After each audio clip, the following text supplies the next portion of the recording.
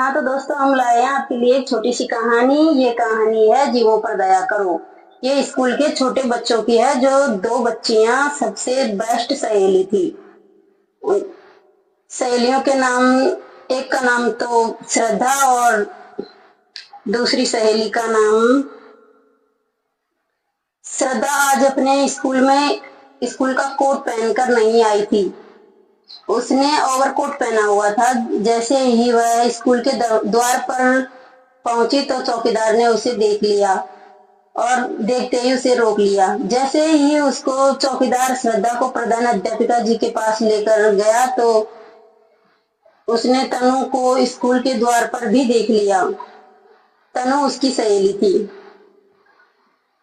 द्वार को प्रवेश करते हुए देखा तो उसने उसे भी रोक लिया और उस स्कूल के कोट नहीं पहना हुआ था, इसीलिए दोनों बच्चियों को रोक लिया।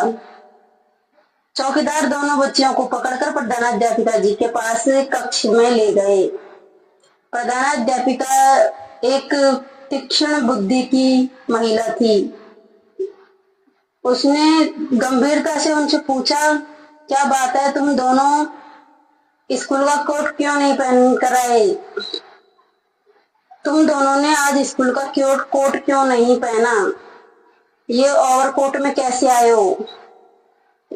मैडम, जैसे ही मैं स्कूल के लिए तैयार होकर स्कूल आने के लिए घर से निकली तो मेरा पैर सीढ़ियों से फिसल गया और मैं गिर गई। मुझे चोट तो नहीं लगी, लेकिन मेरा कोट फट गया, इसीलिए मैं यह कोट पहनकर आई हूँ। श्रद्धा ने कहा, तुमने कोट क्यों नहीं पहना? ऐसा अध्यापिका ने तनु से कहा, तनु की ओर उंगली से इशारा करते हुए। मैडम, जब मेरी मम्मी इस्त्री कर रही थी तो कोट जल गया था। पापा ने मुझे आज ही कोट लाने का वादा किया है और विश्वास दिलाया है, ऐसा तनु ने कहा। ठीक है, परंतु ध्यान रखना, अब ऐसे नहीं होना चाहिए। अब अपनी कक्षा में जाओ, प्रधानाध्यापिका ने बच्चों को आदेश दिया।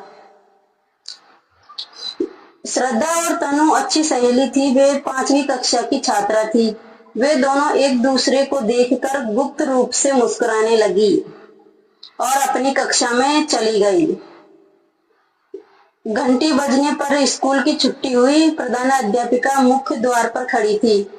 उन्होंने ध्यान दिया कि श्रद्धा और तनु के ओवरकोट में से कुछ तेजी से बाहर निकल रहा है। उन्होंने दोनों को बुलाया और पूछा, तुम दोनों ने क्या छिपा रखा है, मुझे दिखाओ। ओवरकोट के बटन खोलते ही उसमें से एक पक्षी का छोटा बच्चा बाहर निकला। प्रधानाध्यापिका ने पूछा, ये क्या है? मैडम, हमने इसे स्कूल से चुराया है, तनु ने कहा। दोनों घबराकर देखने लगी। चुराया है? इतनी हिम्मत तुम्हारी? प्रधानाध्यापिका ने गुस्से से देखा और बड़े जोर से दहाड़ते हुए बोली, मैडम, कल हमने इसे स्कूल के मैदान में देखा था। हमने चपरासी को कहते हुए सुना था कि यह बच्चा बड़ा होगा तब इसे मारकर खाएंगे। श्रद्धा ने कहा, इसलिए हमने इसकी जान बचाने के लिए इसे चुराया है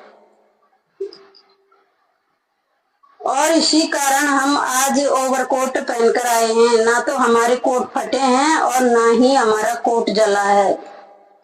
हमने झूठ बोला था इस बच्चे की जान बचाने के लिए, तनु ने कहा। प्रधानाध्यापिका ने नम्रता से कहा, ओह, तुम इतनी दयालु लड़कियां हो, तुमने इसे मारने के लिए चुराया था। मैं इसे खरीद लूंगी ताकि विद्यार्थी इसके साथ खेल सके।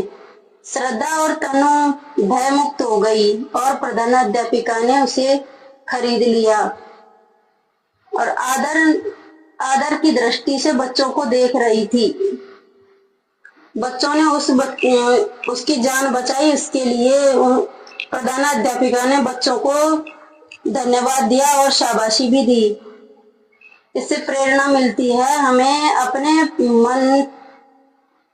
मन में पशु पक्षी एवं मनुष्य सभी के प्रति दयालुता का भाव रखना चाहिए।